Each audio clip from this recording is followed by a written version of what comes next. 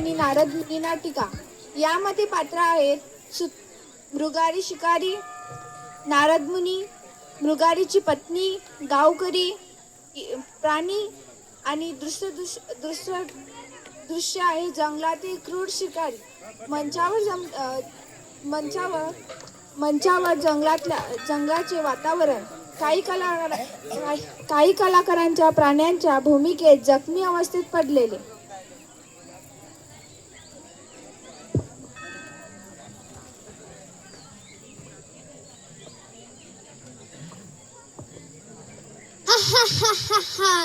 किती मज्जा येते या प्राण्यांना तडफडत पाहताना.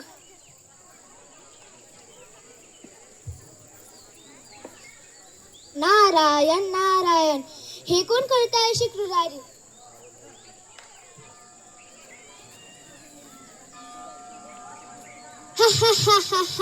हे सर्व मी केले आहे. मी महाशिकारी मृगारी आहे.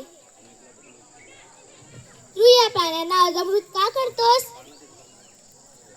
कारण त्यांची तडफड पाहण्यात मला आनंद होतो. तुला माहितीये का, जेवढ्या वेदना तू या प्राण्यांना देतेस तेवढ्याच वेदना तुला भविष्यात भोगाव्या लागतील. काय? मला सुद्धा असे दुःख भोगावे लागेल? कर्माचे नियम खूप अटळ असतात. जे पेराल तेच उगवेल ना.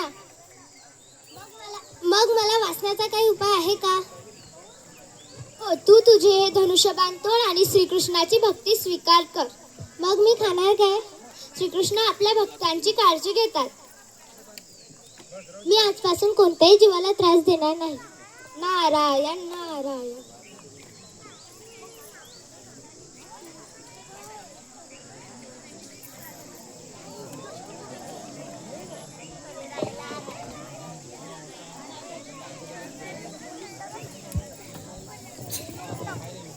काही दिवसांनी मृगारी पूर्ण बदलला. तो सतत हरिनाम जप करू लागला. नारद मुनी पुन्हा येतात. हरे कृष्ण. Hello hello.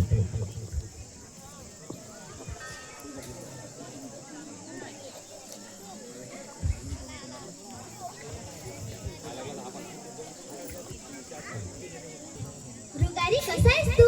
मी बरा आहे मुनिवर. तू एवढा सावध काऊन चालत आहेस?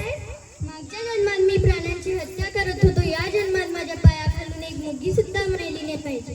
हीच खरी भक्ती. भगवंताच्या नामाने माणसाचे हृदय शुद्ध होते.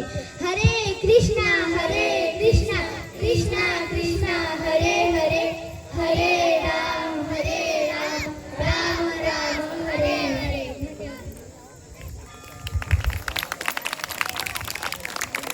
या नाटकामधून आपल्याला शिकायला मिळते, वाईट सवयी किती मोठ्या असल्या सत्संग आणि भगवत नावाने जीवन बदलू शकते.